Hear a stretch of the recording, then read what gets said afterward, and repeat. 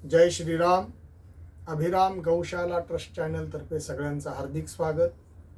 आजची जी कथा आहे ही सांगणार आहे अग्निहोत्र्याची. कथा जर आवडली तर नक्कीच हा व्हिडिओ शेअर करा.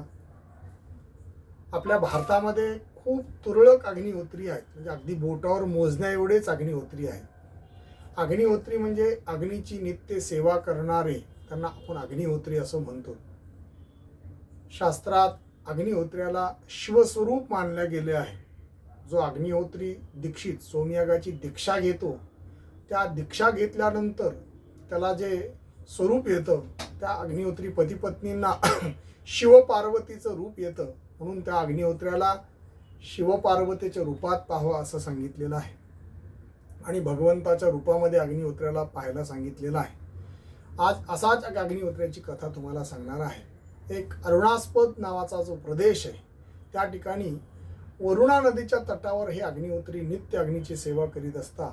दररोज अतिथींची सेवा करणं, आलेल्या लोकांना पोटभर अन्न खाऊ घालणं आणि नित्य वैश्वदेव, नित्य पिंडपितृ यज्ञ, नित्य त्यांची पंचकुंडी अग्निहोत्र, पाची कुंडांची सेवा, असे हे अग्निहोत्री नित्य सेवा करीत असतात. दररोज अतिथी त्यांच्याकडे येत असे.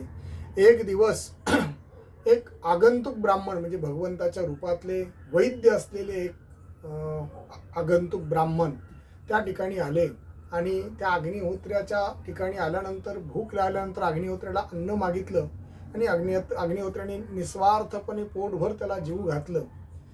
ते जेवत असताना जो आगंतुक ब्राह्मण आहे तो सृष्टीचं वर्णन इतकं विश्लेषण करत होता की अमुक ठिकाणी असं आहे, अमुक ठिकाणी तसं आहे. हा अग्निहोत्री ब्राह्मण कधीही भारत भ्रमण केलेलं नव्हतं. फक्त अग्नीची सेवा करण्यामध्ये तत्पर असल्यामुळे, भारतात काय आहे किंवा सृष्टीत काय आहे ह्यात त्याला माहीत नसल्यामुळे, की हिमालयाचं वर्णन त्यांनी ऐकल्यानंतर ह्याला हिमालयात जायची इच्छा झाली. आणि त्या जो ब्राह्मण आलेला होता त्यांना विचारलं की तुम्ही एवढ्या कमी वेळात सगळं कसं काय पर्यटन केलं. तेव्हा त्या ब्राह्मणाने सांगितलं की माझ्याकडे बऱ्यापैकी औषधी आहेत. ह्या औषधीच्या गुणावर मी भारतात अनेक ठिकाणी फिरू शकतो आणि अगदी कमी अल्पवेळामध्ये मी भ्रमण करू शकतो. तर त्यांनी म्हणले की त्या ब्राह्मणाने इच्छा त्यांना सांगितले की तुम्हाला सुद्धा जायचं असेल तर मी तुमची व्यवस्था करतो. जे अग्निहोत्री ब्राह्मण होते त्यांनी सांगितलं की मला फक्त सकाळ आणि संध्याकाळ माझ्या अग्निहोत्राच्या वेळामध्ये मला फिरता आलं तर फार उत्तम. म्हणजे अग्निहोत्राच्या वेळा माझ्या चुकल्या न पाहिजेत, नित्य अग्निहोत्राची सेवा माझ्याकडनं झाली पाहिजे. असं म्हटल्यानंतर त्या आगंतुक ब्राह्मण जो होता त्याने सांगितलं की मी पायाला एक विशिष्ट औषधी लावेल. ही औषधीचा जोपर्यंत प्रादुर्भाव आहे तोपर्यंत तुम्ही सृष्टीत जिथं तुमचं मन जाईल तिथं तुम्ही फिरू शकता.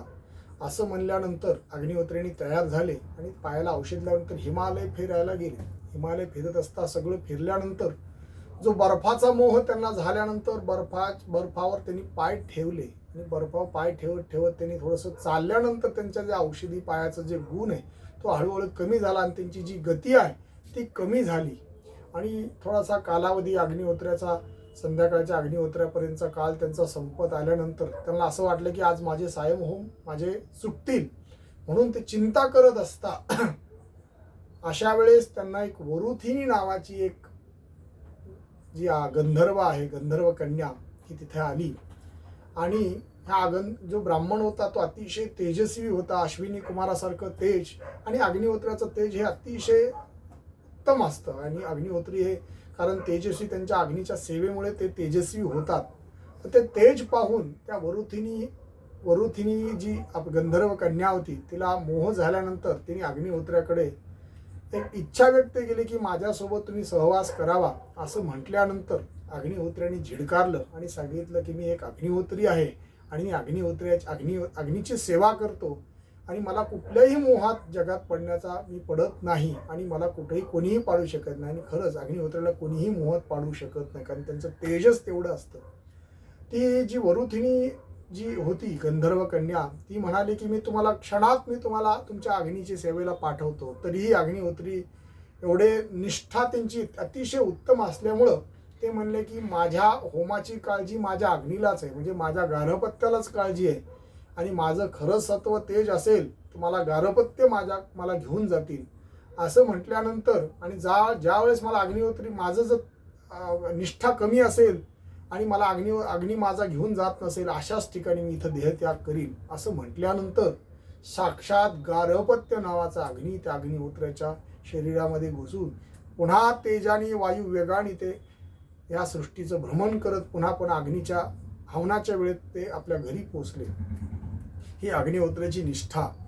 त्या जी गंधर्व कन्या होती वरुथिनी, तिला अग्निहोत्राचा इतका मोह झाला की कसंही करून मला अग्निहोत्रासोबत सहवास करायचा आहे अशी तिने इच्छा व्यक्त केल्यानंतर तिची जी अवस्था पाहून एक कली नावाचा गंधर्व त्यांनी त्याचा गैरफायदा घेण्याचा प्रयत्न केला आणि त्यांनी त्या अग्निहोत्राचं दुसरं रूप आपलं स्वतःचं केलं आणि तिला मोहात पाडण्याचा प्रयत्न केला. त्यावेळेस ती अग्निहोत्राच्या रूपात असल्यामुळे तिनं सुद्धा त्याला एक प्रकारे अनुमोदन दिलं आणि त्या कली नावाच्या गंधर्वाने तिला सांगितलं की तू माझ्या सहवासात आल्यानंतर तू डोळे पूर्णपणे तुझे बंद असावेत.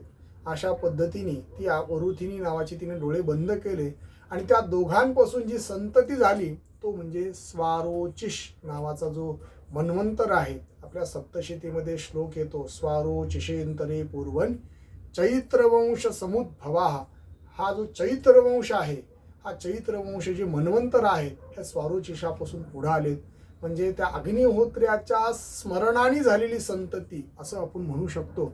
आणि तो स्वारोचिष हा अग्निहोत्राच्या स्मरणाने त्या वरुथिनी नावाच्या गंधर्व कन्येपासून त्याचा जन्म झाला. असा हे अग्निहोत्राची कथा तुम्हाला सांगितलेली आहे. भारतामध्ये फार तुरळक अग्निहोत्री आहेत. जिथे अग्निहोत्री असेल अशा ठिकाणी तुम्हाला जे जमेल ती सेवा करावी आणि अग्निहोत्र्याच्या सहवासात होईल तेवढं जावं. कारण अग्निहोत्री हे प्रत्यक्ष शिवस्वरूप मानल्या गेलेले आहेत आणि या दाम्पत्याला शिवपार्वती स्वरूप मानल्या गेले. जेवढं होईल तेवढं अग्निहोत्राच्या सहवासात जावं. भारतामध्ये फार तुरळक अग्निहोत्री आहेत. त्यामध्ये सद्गुरू सेलुकर महाराज गंगाखेडला हे अग्निहोत्री आहेत आणि त्यांच्या थ्रू आणि बरेच जण इथे अग्निहोत्र घेऊन व्रत चालवतात. पुण्यामध्ये सुधाकर शास्त्री म्हणून अग्निहोत्री आहेत आणि भारतामध्ये काही तुरळक अग्निहोत्री आहेत. अशांच्या सेवेमध्ये जाऊन जी जमेल ती सेवा तुमच्या अग्निहोत्र्याची सेवा आपल्याला करावी ही नम्र विनंती. जय श्रीराम.